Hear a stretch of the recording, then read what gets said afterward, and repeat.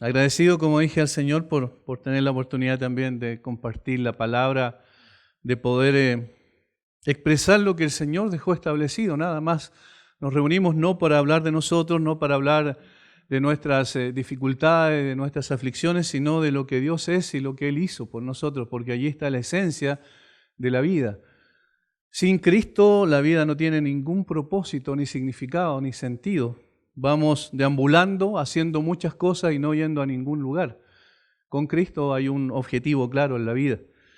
Y por eso el cristianismo difiere notablemente de cualquier otro sistema religioso. El cristianismo tiene una base sustentable, histórica, firme, como es el hecho de que, como recién cantábamos, Dios descendió desde su trono para poder llevar sobre Él nuestras transgresiones, nuestra culpa, nuestro pecado que es múltiple.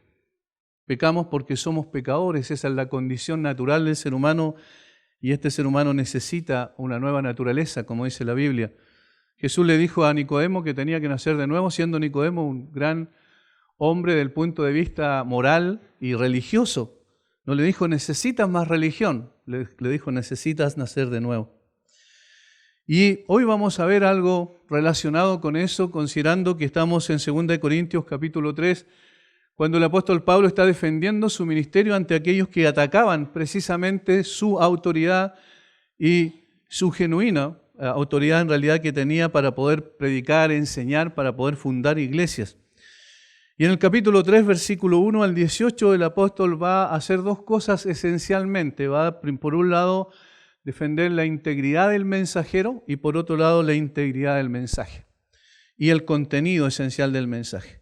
Vamos a leer del versículo 1 al 18, 2 Corintios 3, 1 al 18, para poder tener un contexto, pero nos vamos a quedar en un solo versículo.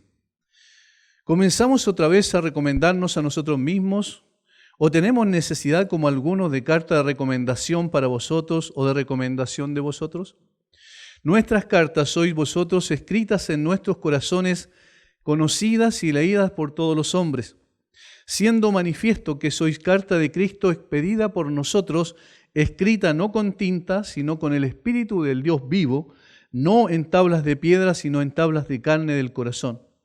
Y tal confianza tenemos mediante Cristo para con Dios, no que seamos competentes por nosotros mismos para pensar algo de nosotros mismos, sino que nuestra competencia viene de Dios, el cual asimismo nos hizo ministros competentes de un nuevo pacto, no de la letra, sino del Espíritu, porque la letra mata, mas el Espíritu vivifica. Y si el ministerio de muerte grabado con letras en piedra fue con gloria, tanto que los hijos de Israel no pudieron fijar la vista en el rostro de Moisés a causa de la gloria de su rostro, la cual había de perecer, ¿cómo no será más bien con gloria el ministerio del Espíritu? Porque si el ministerio de condenación fue con gloria, mucho más abundará en gloria el ministerio de justificación. Porque aún lo que fue glorioso no es glorioso en este respecto en comparación con la gloria más eminente. Porque si lo que perece tuvo gloria, mucho más glorioso será lo que permanece.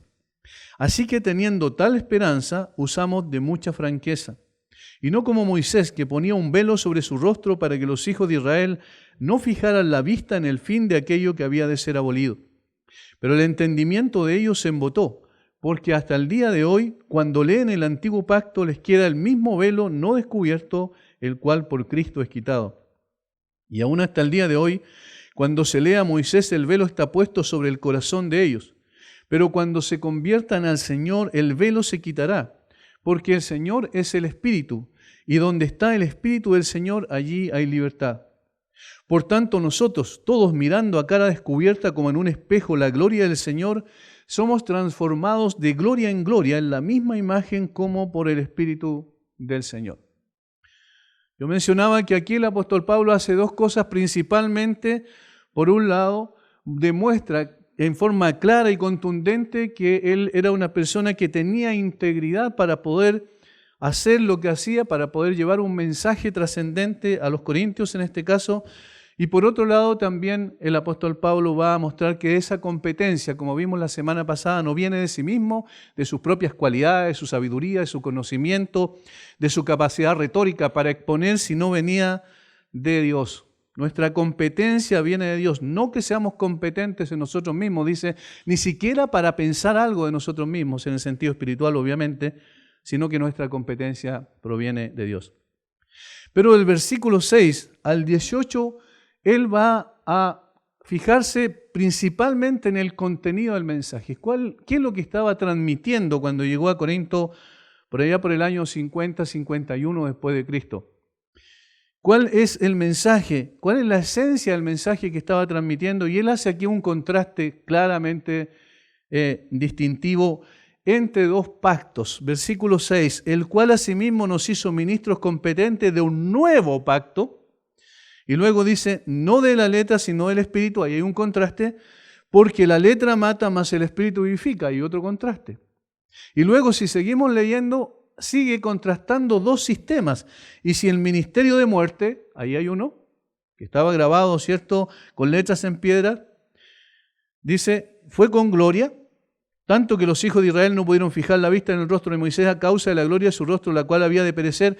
¿Cómo no será más bien con gloria el ministerio del Espíritu? Ahí está el otro contraste, el otro sistema. Y ahí, como digo, hace una serie de diferencias entre dos sistemas. ¿Cuáles son estos sistemas? Y eso es lo que tenemos que descubrir bíblicamente y para poder interpretar lo que la Biblia realmente dice y cuál es la intención original del apóstol al escribir esta carta. Por un lado, y por otro lado, la pregunta que quizás nos hacemos muchas veces, ¿cuál es el sentido de poder estar estudiando este tipo de libros, de este tipo de cartas apostólicas que ocurrieron en el primer siglo y que fueron dadas a iglesia que hace 2000 años? Para nosotros, ¿cierto?, que ya estamos alejados del punto de vista de tiempo de ese contexto. Culturalmente somos totalmente distintos a también las personas que recibieron esa primera carta. ¿Por qué lo hacemos? ¿Cuál es el propósito? Y la verdad es que cuando nosotros empezamos a examinar el texto bíblico nos damos cuenta de algo interesante. Lo hacemos porque lo que dijo Dios a través del apóstol Pablo por medio de esta carta, por ejemplo a los Corintios y todo lo que contiene la Escritura, es pertinente para el día de hoy. Es decir, tiene que ver también con el hombre, porque el hombre en cuanto a su corazón es el mismo. Independiente de la cultura, en la sociedad en la cual ha vivido, es el mismo. Y el problema básico del hombre sigue siendo el mismo. Como dice el apóstol Pablo en Romanos, el hombre está alejado de Dios, separado de Dios por su condición natural. No tiene que hacer nada para separarse de Dios, nace separado de Dios. David lo dijo también a través de un salmo, que en pecado me engendró mi madre y en pecado me concibió. Es decir, no hay nada más que decir al respecto cuando la Biblia es categórica. Dice, esta es la condición del ser humano natural y necesita entonces ser reconciliado con Dios. Esa es la necesidad básica, más importante del corazón humano. Nosotros podemos hacer proyectos, podemos hacer una serie, ¿cierto?, tener una serie de propósitos en la vida para alcanzar este objetivo o este otro objetivo, pero todos esos objetivos son terrenales, quedan aquí, mueren, desaparecen juntamente con el ser humano. Por tanto, lo más importante no es tener muchos logros o éxitos aquí en la tierra, sino poder estar reconciliados con Dios. Como Pablo dice también, va a decir más adelante en 2 Corintios capítulo 5, versículos 16 en adelante. Esta es la razón por la cual Él envió a sus ministros, a sus siervos, para poder proclamar un mensaje que trasciende los tiempos, las edades y las sociedades. Por eso estudiamos, porque tiene que ver con el día de hoy. Y vamos a ver cuán pertinente es a través de esta comparación de estos dos pactos que allí se mencionan. ¿Cuáles son? Va a ser evidente a través de lo que vemos en la Escritura. ¿Cuáles son las similitudes que hay entre los dos y cuáles son las diferencias? Nos van a enseñar entonces en la práctica cómo se puede tomar esto en cuanto a su enseñanza y exhortación para poder responder frente a Dios en relación a estos dos sistemas que aparecen sin duda en la Escritura. Por lo que dicen los versículos 7 en adelante, se aclara en forma inmediata que se trata del pacto del Sinaí, en el monte Sinaí, ¿cierto?, en el desierto, y el nuevo pacto que se perfecciona o se realiza, se ejecuta en toda su esencia en el Calvario. Son dos dos lugares específicos donde ocurre eso y tienen dos connotaciones diferentes pero complementarias. En primer lugar, estos dos pactos tienen similitudes. ¿Cuál es la similitud? Que los dos vienen de Dios. Que los dos tienen que ver con el plan de Dios. Uno es el que prepara y el otro es el que consuma. Uno es el que deja en evidencia la condición del hombre y el otro es el que alcanza a ese hombre que en esa condición perdida no puede salvarse por sí mismo. Uno es aquel que dice cumple o mueres y el otro que dice Jesucristo cumplió por ti en la cruz y en Él tú cumples y vives. Esas son las dos diferencias, las dos diferencias que hay, pero las dos similitudes también, porque vienen de Dios, porque son el plan de Dios y porque son complementarios el uno con el otro. Cuando avanza el tiempo muchas veces en la iglesia o en el conocimiento uno de las Escrituras, se tiende a pensar que uno ya no tiene nada que ver y el otro sí tiene que ver, uno es pertinente, el otro no, pero la verdad es que los dos son complementarios y esto lo vamos a ver a través de examinar los textos bíblicos que nos hablan de este pacto. El primero era condicional, aquí se le llama literalmente el pacto de la letra, era condicional y el otro es incondicional, y ahí estamos haciendo algunas diferencias. Condicional significa que exige el cumplimiento de algo. Un pacto es una relación entre dos personas que se ponen de acuerdo y que se fijan las pautas sobre eso, ese pacto, esa relación. Y este primero decía, esto es lo que yo quiero, la forma en que yo quiero que tú vivas. Esa es la pauta obviamente del Señor, por eso decimos que se origina en Dios y que es mostrada a través no solo de los 10 mandamientos, sino también de las leyes civiles que había en ese tiempo que tenían un sentido espiritual, una base espiritual, pero principalmente la ley moral del Antiguo Testamento. Y el otro era aquel que dice, el hombre es incapaz de cumplir el primero, entonces procuramos un segundo. ¿Y cuál es ese? Ese es el nuevo pacto del que habla el apóstol Pablo aquí. Ahora, ¿por qué lo dice en este contexto? Porque obviamente habían, como hemos dicho muchas veces ya, habían falsos maestros y falsos profetas que se estaban metiéndose dentro de la iglesia, desvirtuando la autoridad del apóstol Pablo, tratando de desviarlo del camino, y entonces de desviar del camino, digamos, a la gente en cuanto a su percepción de Pablo como un ministro real del Evangelio, y entonces Pablo tiene que decir, miren, lo que nosotros vinimos a hacer aquí no fue a predicarnos a nosotros mismos, a enseñar lo que nosotros queremos enseñar, sino lo que Dios ha establecido. Y este nuevo pacto es superior al anterior porque este cumple perfectamente en la persona y en la obra del Señor Jesucristo.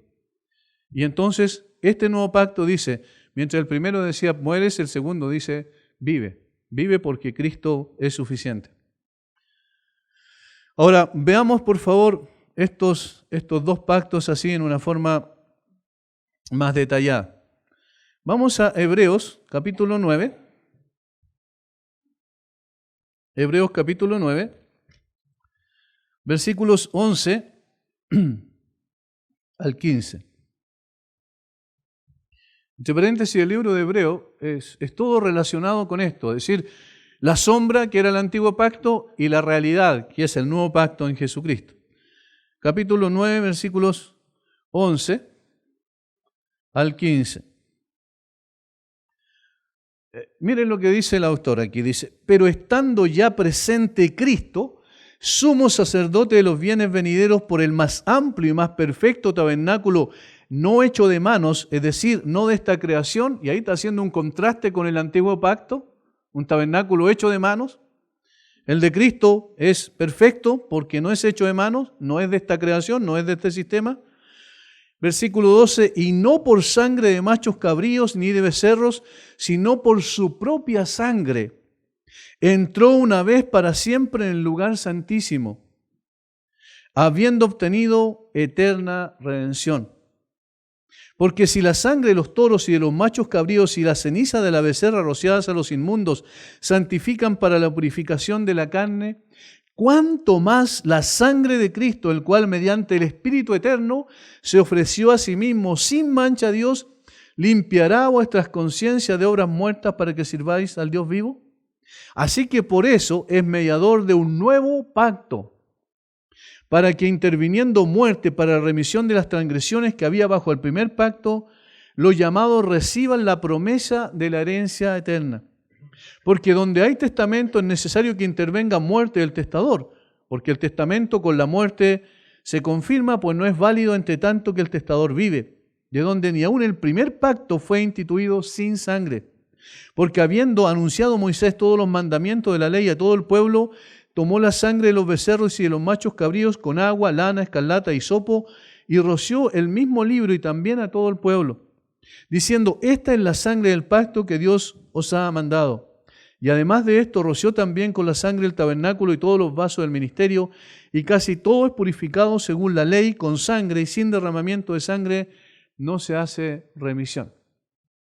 Aquí hay un acercamiento a lo que era el Antiguo Testamento en cuanto al Antiguo Pacto, el pacto de la letra, el pacto que fue dado a Moisés cuando él estuvo 40 días y 40 noches en el monte, la cordillera del Sinaí, en el monte Horeb, para recibir de Dios directamente, escrito por el dedo de Dios, como dice la Biblia.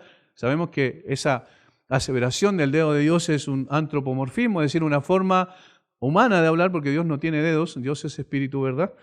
Sin embargo, es una forma de decir que proceden del mismo Dios. De tal manera, entonces, que ese pacto vino en tabla de piedra, y ese pacto vino para poder decirle al hombre: esta es la justicia que se requiere para poder tener una relación verdadera con el único Dios.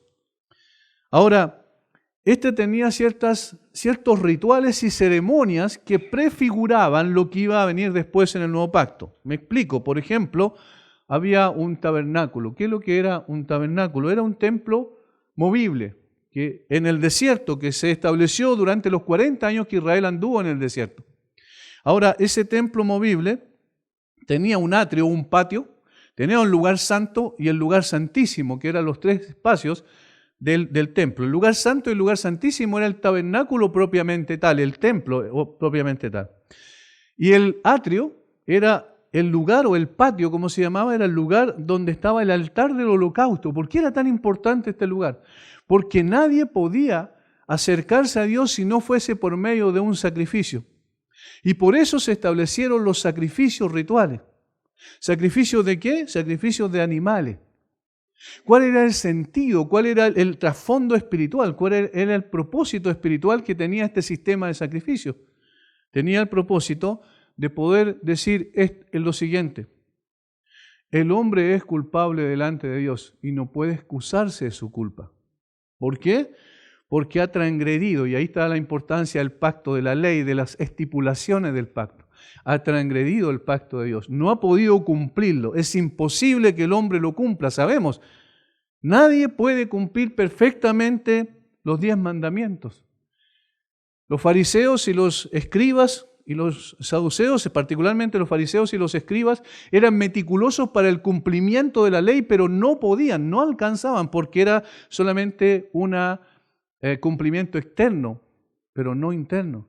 Sus motivaciones eran equivocadas y entonces era imposible que cumpliesen perfectamente con la ley de Dios. Y eso Jesucristo lo dejó claro en el Sermón del Monte, ¿verdad? Oísteis que fue dicho, pero yo os digo. Oísteis que fue dicho, pero yo os digo. Ahí está mostrando que el hombre no alcanzaba la estatura que Dios exigía para que el hombre tuviese una relación con Él, para que fuese reconciliado con Él. Entonces, el sistema de sacrificio decía: el hombre es culpable. Primera verdad absoluta delante de un Dios santo. El hombre es culpable delante de un Dios santo y merece entonces el juicio y la ira de Dios sobre él. En segundo lugar, decía que Dios, en su infinita gracia y misericordia, como cantábamos recién, el Señor estableció un plan para poder salvar al hombre de esa condición de pecado y de culpabilidad, y por la cual merecía el juicio y la condenación. ¿Cuál era? Que un inocente animal moría en el lugar del hombre culpable, de ese mismo hombre que merecía justamente la ira de Dios por su condición pecaminosa y por transgredir la norma, la ley de Dios, la ley de las estipulaciones del pacto. Entonces este hombre podía acercarse a Dios solo a través de un sacrificio, y en ese sentido el animal era un sustituto de él porque moría en el lugar de él. Esa era la segunda verdad, y eso es la misericordia de Dios para que el hombre pudiese tener acceso a él. Y en tercer lugar, el hecho de que alguien muriera, en este caso, ¿cierto?, un sustituto, un animal, entonces Dios al descender, porque descendía en forma de una nube en el Antiguo Testamento hacia el lugar santísimo, donde estaban las estipulaciones del pacto en el arca, ¿recuerdan el arca que estaba en ese lugar? Entonces al ver rociada la sangre sobre el arca, ya implicaba que la justicia de Dios había sido vindicada, es decir, que la justicia de Dios se había manifestado y en consecuencia Dios podía en esa condición perdonar al hombre culpable por causa de ese sacrificio sustitutorio. Esta era lo que decía el antiguo pacto en esencia. Ahora, cuando los israelitas en el Antiguo Testamento llevaban entonces un sacrificio, un animal para el sacrificio, estaban reconociendo el hecho de que eran pecadores culpables, que habían transgredido la norma que Dios había establecido, que no habían alcanzado esa norma perfecta que estaba estipulada ahí en los 10 mandamientos, que era completamente imposible que la alcanzara. Ellos reconocían, no podemos, estaban frustrados, es imposible, pero damos gracias porque Dios estableció un camino para acercarse. Ahora, en ese sentido, necesitaban siempre mediadores. ¿Qué es lo que significaba? Que tenía que haber una persona tomada de entre los mismos hombres que representara al hombre delante de Dios para llevar y presentar la ofrenda, y esto eran los sacerdotes. Ahora, estos hombres eran escogidos por Dios, apartados por Dios, pero no sin pecado, es decir, no significaba que ellos fueran perfectos y por eso eran escogidos, ese es el concepto equivocado que muchas veces la gente tiene, sino que eran personas que también estaban y transgredían la norma de Dios, consciente o inconscientemente en su corazón o en actos externos, y entonces ellos cuando presentaban el sacrificio a nombre del pueblo, también presentaban uno primero para ellos. Es decir, porque ellos también eran culpables, debían morir, pero el animal inocente también iba a derramar su sangre para que ellos no murieran. Y en segundo lugar, representaban al pueblo completo y llevaban entonces el animal, y es interesante porque el que ofrendaba el animal le colocaba la mano izquierda sobre la cabeza del animal y luego con la mano derecha degollaba al animal para poder mostrar que eso, lo que él era su lugar, lo tomaba el animal, que sus pecados eran de alguna manera traspasados simbólicamente al animal que moría en ese lugar. Ahora, el punto es el siguiente. La pregunta vital es, ¿esto salvaba a las personas? Y la respuesta es no. ¿Por qué? Porque evidentemente solo podía mostrar la condición externa, interna del hombre, su corazón pecaminoso que no podía alcanzar la obra de Dios, pero el hecho de que alguien confiara en el sacrificio, en el plan y el propósito de Dios, evidentemente eso le daba la posibilidad de mirar a futuro, simbólicamente, para que pudiese colocar la mirada en el sacrificio perfecto. Entonces lo que hacía eso, transitoriamente cubría los pecados, y esa es la palabra kafar que se utiliza cuando se habla, o kaforet, cuando se habla de la tapa del arca, ¿cierto? Y kafar significaba expiar o cubrir los pecados. Transitoriamente, hasta que viniera el sacrificio perfecto, que ya no iba a cubrir el pecado, sino que lo iba a quitar completamente. Por eso es que Juan, cuando ve al Señor Jesucristo, Juan el Bautista, venir, dice, he aquí el Cordero de Dios. No dice que cubre el pecado del mundo, dice que quita el pecado del mundo. ¿Entienden? Porque ese era el sacrificio perfecto. Entonces, lo que ocurría en el Antiguo Testamento era una antesala, era una preparación para que el hombre pudiese confiar plenamente en Dios. Ahora aquí una explicación más. Aquellos que confiaban sinceramente que ese era el camino que Dios había establecido, que reconocían genuinamente que su condición de perdición era obvia y que Dios merecía juzgarlos y condenarlos para siempre, esas personas que se acercaban con un animal y creían eso de verdad, esas personas sí tenían salvación. ¿Por qué? Porque estaban confiando en el sacrificio perfecto. Por tanto, la salvación en el Antiguo y en el Nuevo Testamento siempre es por fe, por la gracia de Dios y por medio de la fe en el sacrificio perfecto. Siempre. Entonces la pregunta es, ¿y cómo se salvaron los de antes? Así, de esa manera, confiando en lo que Dios había establecido como plan y propósito para salvarles, y no por el camino que ellos hayan asumido. Y ahí está la diferencia con el sistema religioso. El sistema religioso de todos los tiempos, de todas las épocas, confía en lo que la persona puede hacer para alcanzar a Dios. Pero el Evangelio dice todo lo contrario. El Evangelio dice, tú no puedes alcanzar la perfecta justicia de Dios. Pero ¿qué es lo que dice en consecuencia? Pero otro lo alcanzó por ti.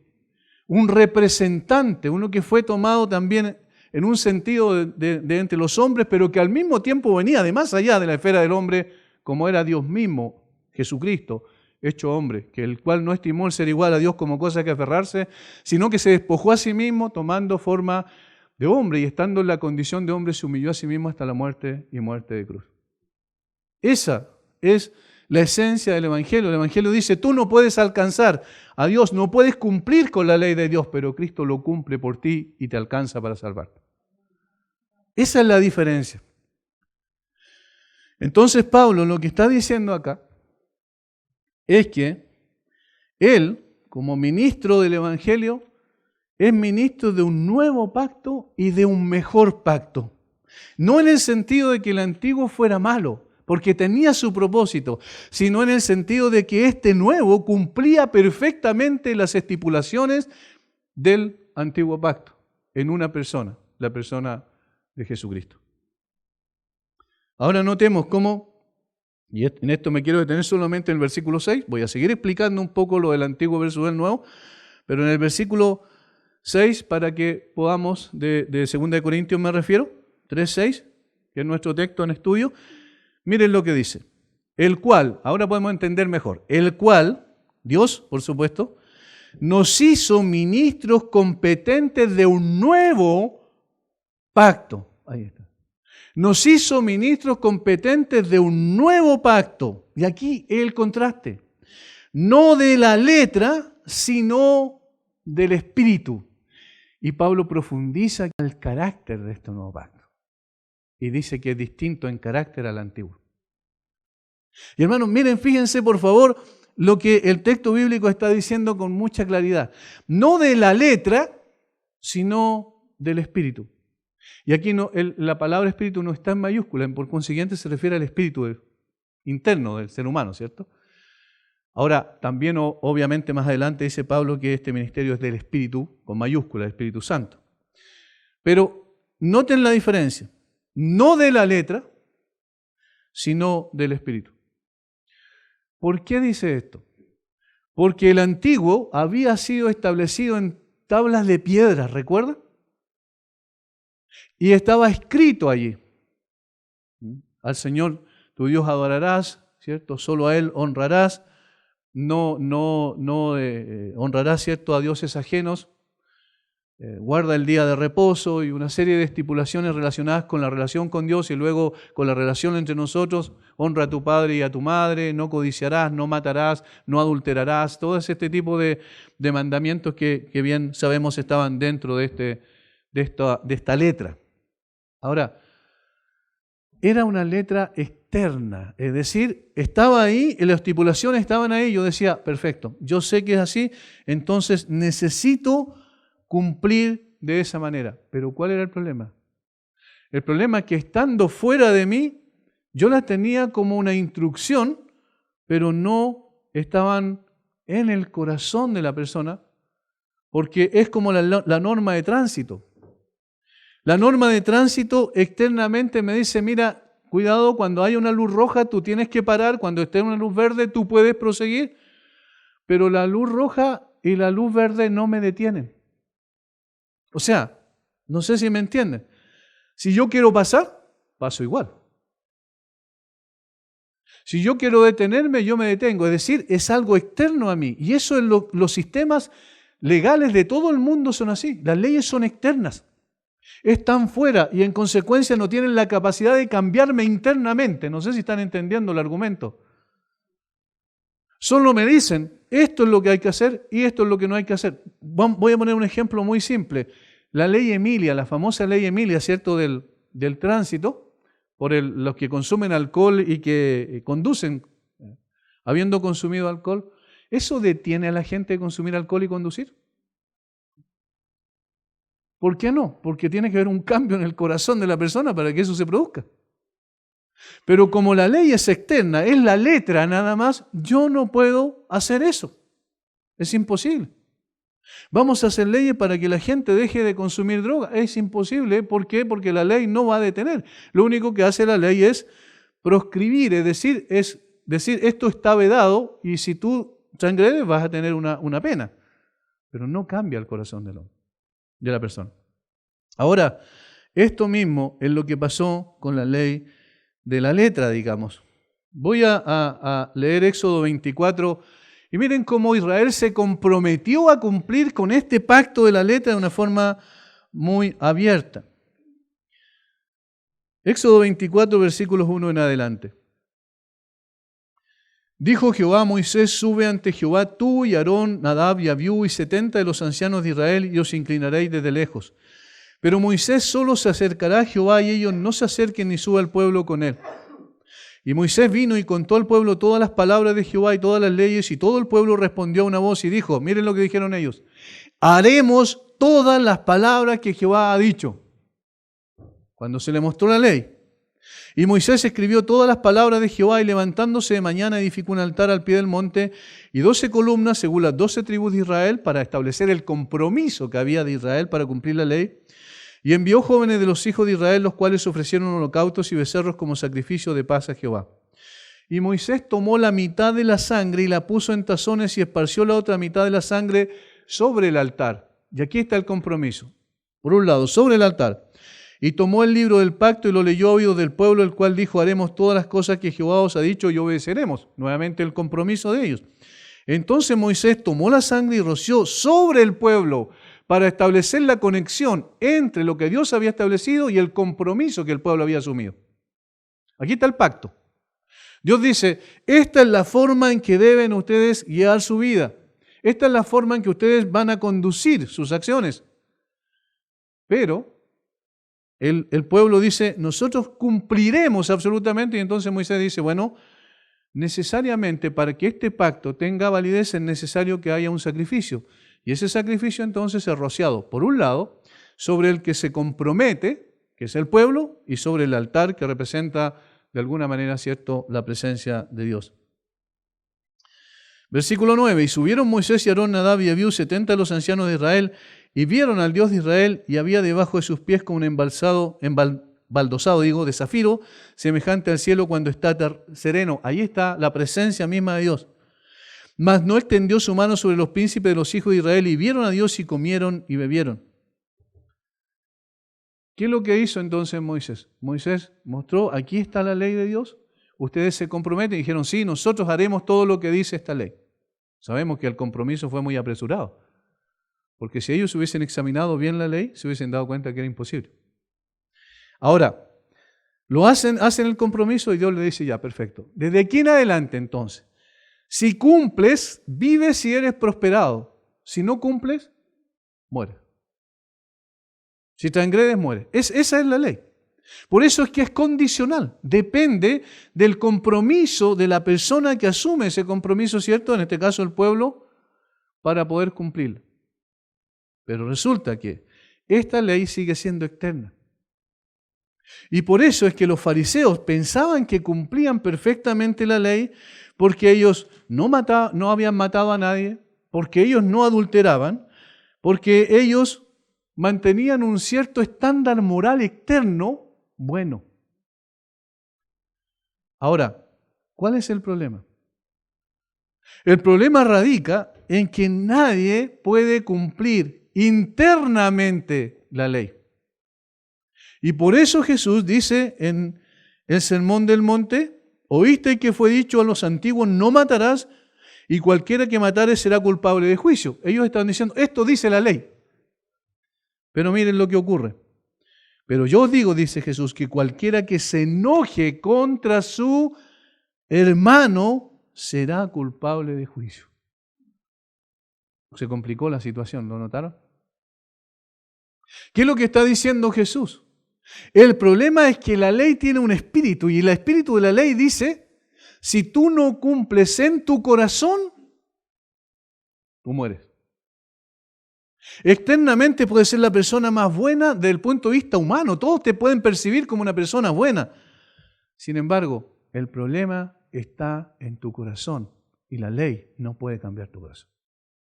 De hecho, nunca fue dada para eso.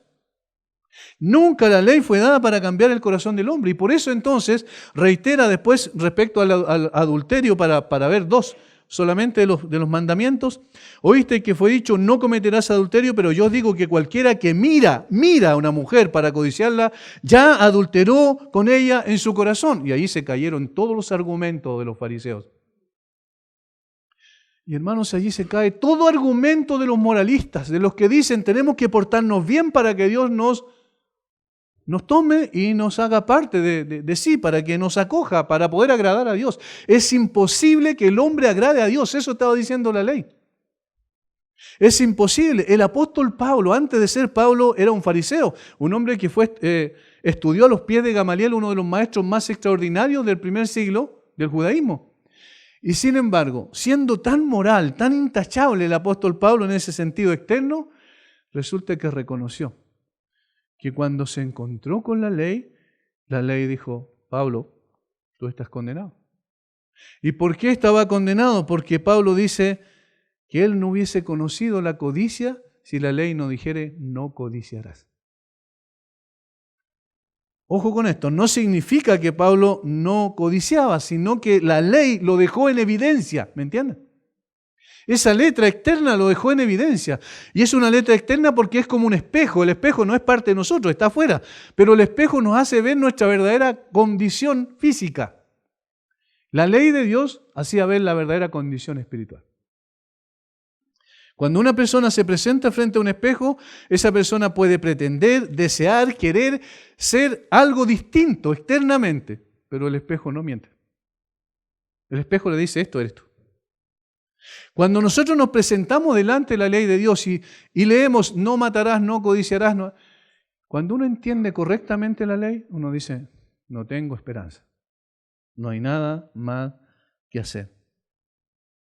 Y por eso el apóstol Pablo dice en el capítulo 7 de Romanos, versículo 7, ¿qué diremos pues?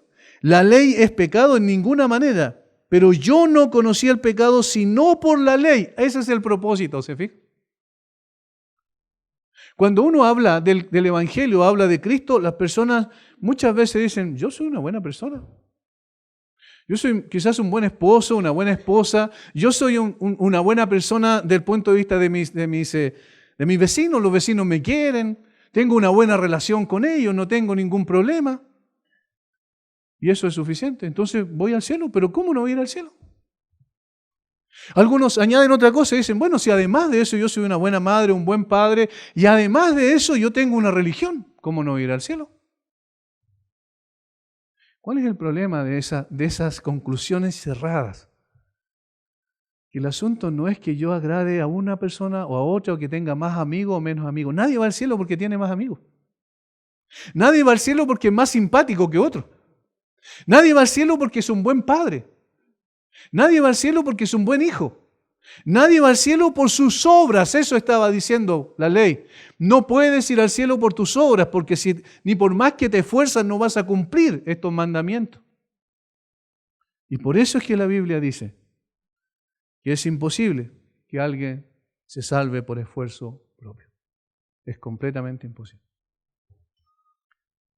¿En qué estamos confiando para la salvación y el perdón de los pecados? ¿En nosotros mismos y en nuestra capacidad de agradar a Dios con nuestros hechos? ¿En nuestra moral? Si es así, no hay esperanza. Y eso es lo que estaba pasando en Corinto. Porque las personas que llegaban de trasfondo judío decían, sí, es bueno creer en Jesucristo, pero además hay que cumplir ciertas condiciones que la ley ha establecido.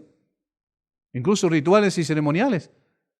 Y estas personas estaban diciendo, Pablo no puede hacer eso porque el mensaje que él trae no es así. Y Pablo está diciendo, el mensaje que yo traigo es consistente con toda la revelación de Dios, porque la revelación de Dios en el antiguo pacto dice, si no cumples mueres, pero Jesucristo precisamente cumplió, por eso murió, para darte esperanza.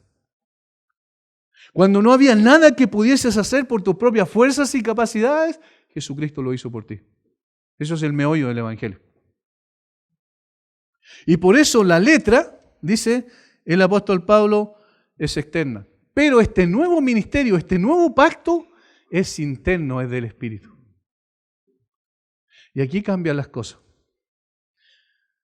Porque una persona que entiende eso, se da cuenta que no son exclusivamente sus hechos externos los que definen su cristianismo, sino lo que internamente él entiende y expresa en su relación con Dios.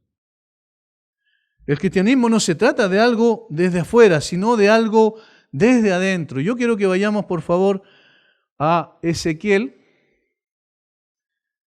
a Jeremías, primero Jeremías 31.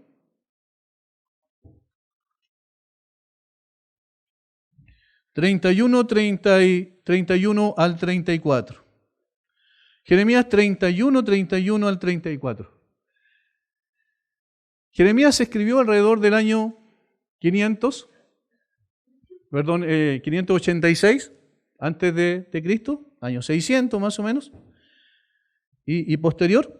Y aquí él dice algo muy interesante, porque esto no es algo del Nuevo Testamento solamente, sino que esto ya había sido anunciado en el Antiguo Testamento. Jeremías 31 al 34. He aquí vienen días, dice Jehová, en los cuales haré nuevo pacto. ¿Ven? Con la casa de Israel y con la casa de Judá.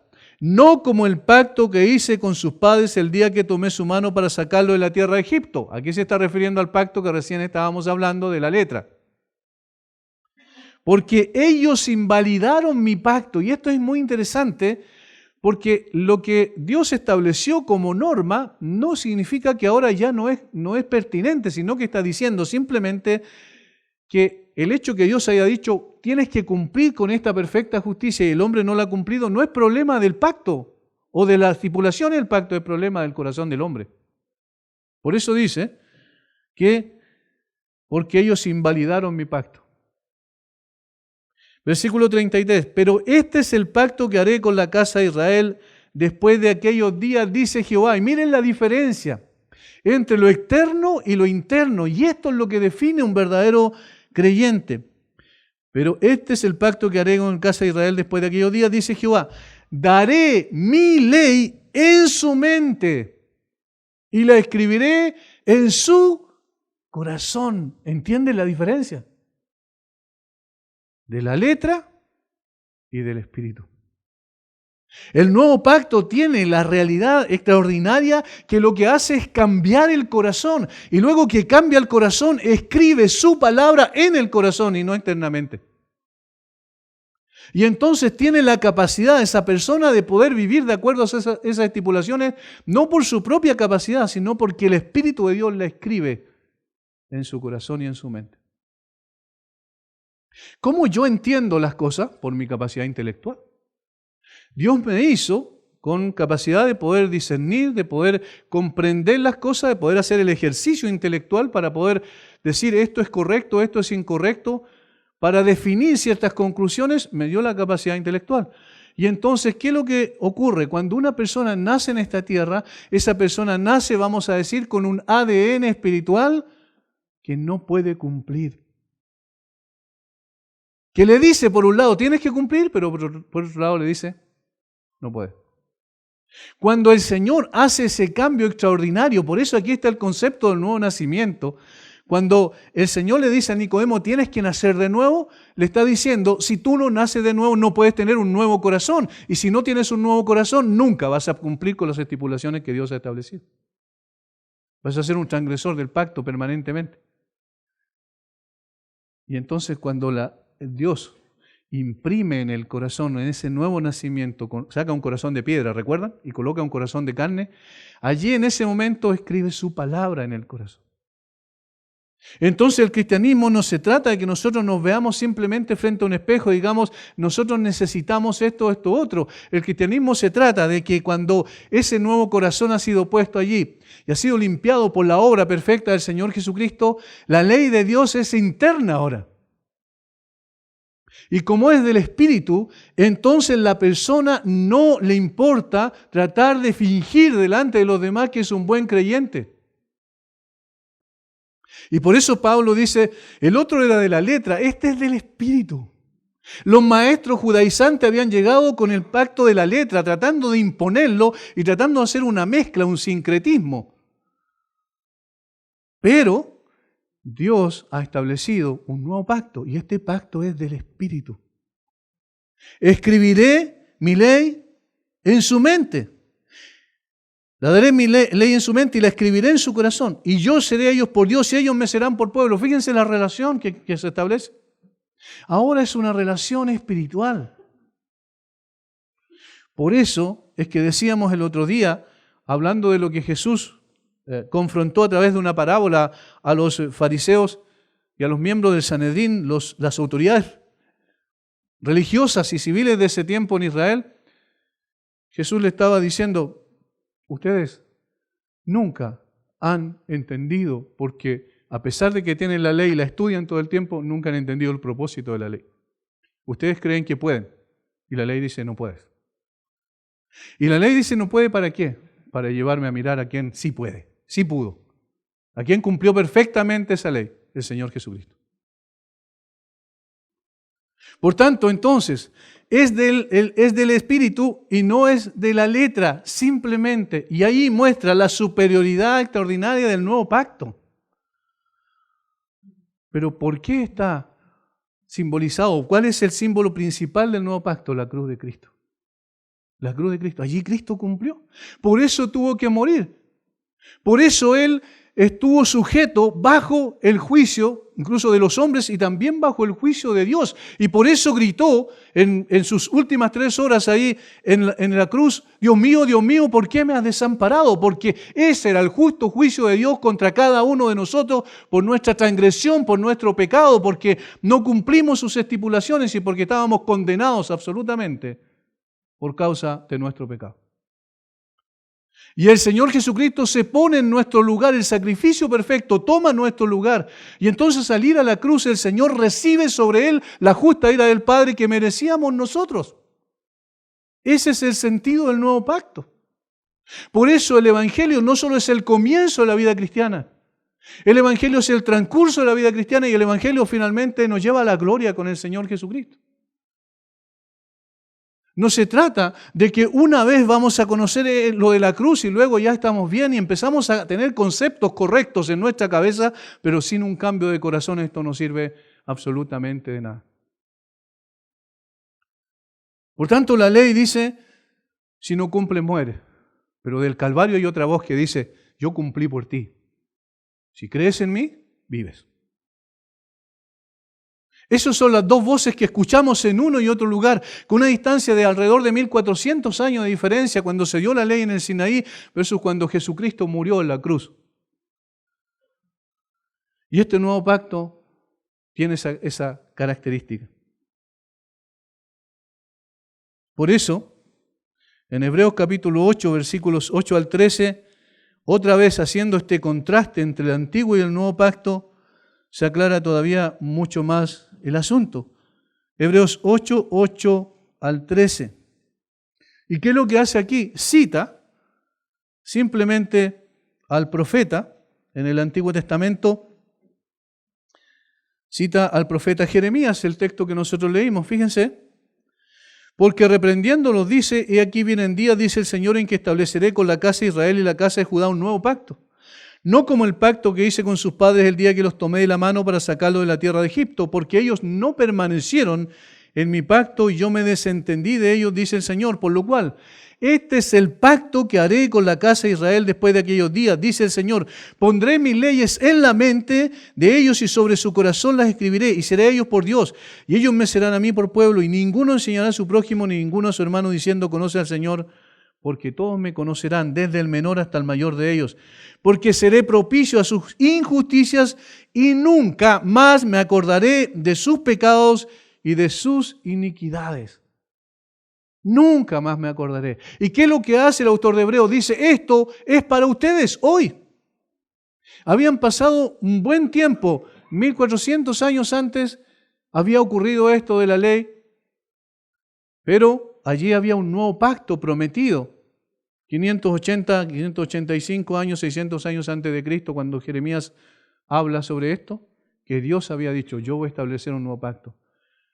No porque el antiguo sea malo, sino que por la transgresión de ustedes invalidaron mi antiguo pacto, sino porque ahora hay uno nuevo y es mejor, y es el del cumplimiento perfecto del Señor Jesucristo. Hermanos, qué tristeza causa cuando nosotros nos hemos aferrado a una mentira durante tanto tiempo. En términos generales estoy hablando de la humanidad. La gente piensa que podía acercarse a Dios por sus propios medios. La gente piensa hasta el día de hoy que puede agradar a Dios con sus propios hechos. La gente piensa que siendo bueno Dios lo va a recibir, cuando la verdad es que la Biblia dice claramente que siendo aún pecadores, porque Dios no estaba esperando que fuéramos buenos porque era imposible, Cristo murió por nosotros. Si nosotros hubiésemos podido alcanzar el cielo con nuestro esfuerzo y sacrificio, ¿para qué vino Cristo entonces? Murió en vano. Pero precisamente murió en la cruz porque nosotros no podíamos alcanzar el estándar de Dios. Dios estaba aquí con su ley y nosotros aquí nunca podíamos, en líneas paralelas, nunca podíamos alcanzar ese estándar. Y entonces viene el Señor Jesucristo y se gana aquí, entre nosotros. Es el mediador de un nuevo pacto, ¿recuerdan? Y entonces nos alcanza para llevarnos a Dios. Se trata entonces de Cristo y no de la ley. Se trata de la gracia y no de las obras. Se trata de la fe y no del esfuerzo humano. Se trata de la confianza total y absoluta en Cristo y no confianza en Cristo y además en mí. Yo no puedo alcanzar ese objetivo, es imposible. Y estamos viviendo tiempos difíciles donde cada vez el ateísmo es más grande. Chile ha crecido enormemente en ateísmo. Yo lo he dicho varias veces, es el segundo país de Sudamérica más ateo. Después de Uruguay, que Uruguay siempre ha sido un país ateo. De hecho, la Constitución de Uruguay dice que es un país secular o ateo. Pero Chile ha crecido enormemente y ya está pisando los talones a Uruguay. Y la gente se jacta de no creer en Dios. Hay muchachos pequeños en los colegios que conversan con nuestros hijos y le dicen, yo soy ateo. No tienen idea qué es lo que significa siquiera. Pero son ateos. ¿Por qué? Porque los padres están influenciándolos para eso. Ahora, ¿cuál es el problema? Que no se dan cuenta. Que si una persona no está en Cristo, la ira de Dios todavía está sobre ellos. El grave problema es que si una persona no está en Cristo confiando solamente en su sacrificio perfecto en la cruz, esa persona todavía está bajo el juicio y la ira de Dios.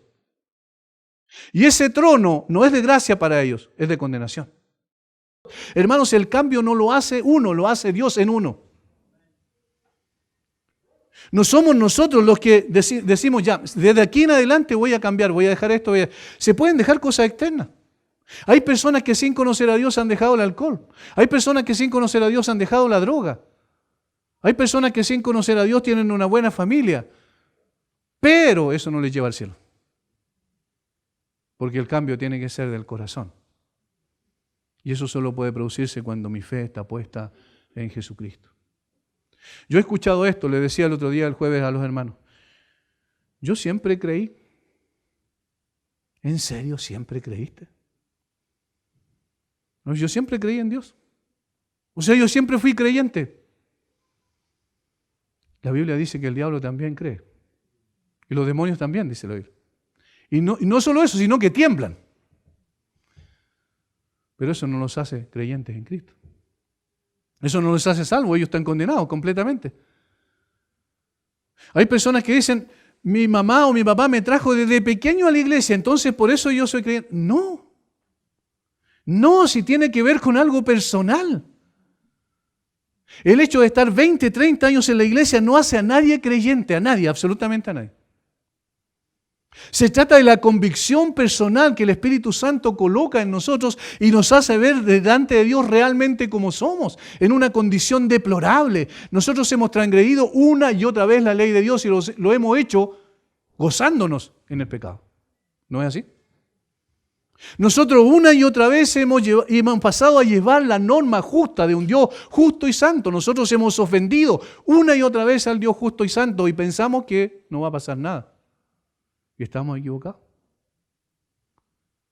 Por eso Jesucristo en los evangelios habló más del infierno que del cielo. Por eso Juan el Bautista, cuando vino predicando, dijo: lo primero, arrepentíos y creed en el evangelio. Arrepentíos porque el reino de los cielos se ha acercado.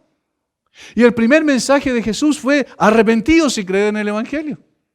¿Por qué dice arrepentíos? ¿Por qué dice arrepiéntanse? Porque hay algo malo. Y no estamos hablando meramente de un sistema religioso, de un tipo de religión como la que conocemos en Occidente, sino estamos hablando de todo sistema religioso sin vida en Cristo, no sirve de nada. Cualquiera que sea. Yo soy evangélico y por eso soy creyente. ¿En serio? ¿Dónde dice la Biblia eso? ¿No? Tiene que ver con un cambio sustancial de la manera de pensar, de sentir. Cuando una persona se convierte, ¿cuál es la primera evidencia? Tiene hambre por la palabra de Dios, desear como niño recién nacido la leche espiritual no adulterada, para que por ella crezcáis para salvación. La otra evidencia es que esa persona empieza a odiar el pecado que antes amaba y empieza a amar la justicia que antes pasaba por alto. Esa persona llega a tener, como dijo el Señor, hambre y sed de justicia. Esa persona ya no empieza a vivir exclusivamente para las cosas de esta tierra, tiene su mirada puesta en otro lugar. Si puedes haber resucitado con Cristo, buscar las cosas de arriba. ¿Ven cómo la Biblia es muy clara? Despojado del viejo hombre y revestido del nuevo, el viejo hombre que está viciado y revestido del nuevo, conforme a la justicia y la verdad. ¿Entienden? Y Pablo está diciendo: nosotros somos ministros de este pacto, este es el contenido de nuestro mensaje. Nosotros no llegamos a ustedes para decir: mira, hoy qué lindo que habla Pablo, qué hermosa es la retórica que tiene, miren qué profundos son sus pensamientos. Nosotros llegamos aquí para predicar a Cristo y a este crucificado, dice Pablo. Ese es el mensaje, porque Cristo es el mediador de un nuevo pacto. Y en Él tenemos vida eterna. Por eso no es de la letra externamente, sino del Espíritu. Y en segundo lugar, no solo en carácter, sino que también en cuanto a su propósito, porque la letra mata, más el Espíritu vivifica. Y permítanme decir que este versículo ha sido uno de los más malinterpretados. Muchas veces se toma nada más que para justificar la flojera. La letra mata. Una vez alguien decía, me acuerdo en el barrio, decía: esa persona se trastornó porque leyó mucho la Biblia. Eso es el absurdo más grande que hay. Nadie se trastorna por leer mucho la Biblia, al contrario, la persona más cuerda es la que lee la Biblia. Porque la letra mata, pero el Espíritu vivifica. Y entonces dicen: bueno, el Espíritu. Y donde está el Espíritu de Dios, después toman el versículo 17, hay libertad. Entonces, aquí está el Espíritu de Dios. Esta es una iglesia viva. Esta es una iglesia viva porque alguien se paró y comenzó a girar sobre sí mismo. Esta es una iglesia viva porque empezó a profetizar y a hablar en lenguas raras. Esta es una iglesia... No, hermanos, no es así. Aquí no está hablando de eso. Está hablando de la diferencia entre el antiguo y el nuevo pacto. Y está diciendo, la letra del antiguo pacto decía: cumple. Y como no podía cumplir, mueres. Moría en dos sentidos. Primero, en el sentido de frustración por no poder cumplir con la ley de Dios. Y en segundo, en el sentido de condenación eterna. Porque tratando de cumplir, nunca podía. Y finalmente se iba sin Cristo. Pero el Espíritu vivifica, el Espíritu da vida. ¿Por qué está diciendo eso? Porque esta obra de Dios en el corazón que transforma la vida nuestra, esa obra de Dios da vida en el sentido de que tenemos una vida verdadera y podemos disfrutar de ella. ¿Recuerdan? Cuando el Señor dijo que mi paz os dejo, mi paz os doy, no como el mundo la da, yo os la doy. Disfruta de esta relación con Dios. Y luego, en el otro sentido más extenso, porque es vida eterna, es vida para siempre. Y eso es lo que va a decir más adelante.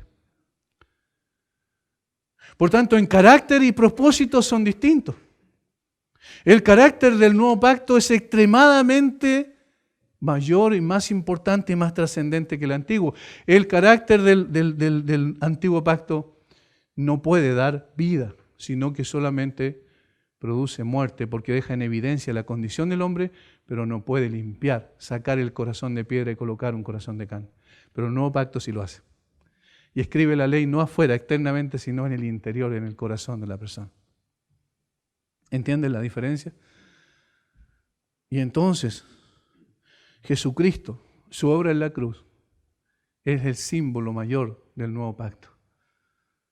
En ese Calvario, hace 2000 años atrás, todavía la gente puede encontrar vida si va a ese lugar. No a una religión, no a una denominación determinada, no a un grupo de personas religiosas. Como el concepto, yo le decía a los alumnos el otro día en el Instituto Bíblico, el concepto que tienen, si no viene el pastor y ora por mí, entonces parece que la oración no fuera válida. Eso es absurdo, porque el pastor es un miembro más de la iglesia. Cualquier miembro que ora tiene acceso a Dios, porque ese es el sacerdocio universal de los creyentes. Eso es un sistema religioso tradicionalista, pero lo que dice la Biblia es que nos acerquemos confiadamente al trono de la gracia. ¿A quién? Todos. Todos tenemos acceso cuando creemos y confiamos solamente en Jesucristo. Y esto último que voy a decir para terminar la clase de hoy, este nuevo pacto es tan extraordinariamente grande porque el carácter del mediador es mucho más grande y perfecto que el carácter del mediador anterior. ¿Cuál fue el mediador anterior? Moisés. Pero era un hombre pecador. Este nuevo mediador es Jesucristo y es un hombre santo, justo y bueno. Nunca hizo pecado, ni hubo engaño en su boca. La vida de Cristo fue completamente perfecta. Este es un mejor pacto porque el sacrificio de los animales era imperfecto y no podía quitar el pecado, pero este sacrificio del Hijo de Dios es perfecto y quita permanentemente el pecado. Y nunca más el Señor se acuerda de nuestros pecados, eso dice la Biblia. Y Él muere por los pecados pasados, presentes y futuros nuestros, de tal manera que si alguno está en Cristo ya es una persona distinta y tiene vida. No porque Él dice que tiene vida, sino porque las Escrituras han establecido que en Cristo hay salvación. Sin Cristo solamente espera la perdición eterna. Que el Señor pueda llevarnos a meditar y a ir a los pies del Señor antes de que sea demasiado tarde. Para los que aún no le conocen, gracias por este nuevo pacto perfecto, Señor, porque es perfecto por el mediador, porque Jesucristo es santo, justo y bueno. No hizo pecado ni hubo engaño en su boca, dice tu palabra. Y entonces Él nos representa y muere como sustituto en la cruz, en nuestro lugar, para recibir en su lugar, en ese lugar, toda la justa ira tuya por causa de nosotros. Y entonces en Él, solamente en Él hay salvación. Padre, oramos por aquellos que no te conocen y oramos por aquellos que ya te conocen, por gracia. Señor, que podamos entender que se trata de Cristo y se trata del Evangelio y no de nosotros. Nos paramos aquí detrás de un púlpito no para motivar a la gente y hacer que se sientan bien, sino para decir lo que Cristo hizo por ellos. Y que corran ahora a la cruz antes de que sea demasiado tarde. Gracias, Señor. Gracias por este tiempo. En el nombre de Jesús. Amén.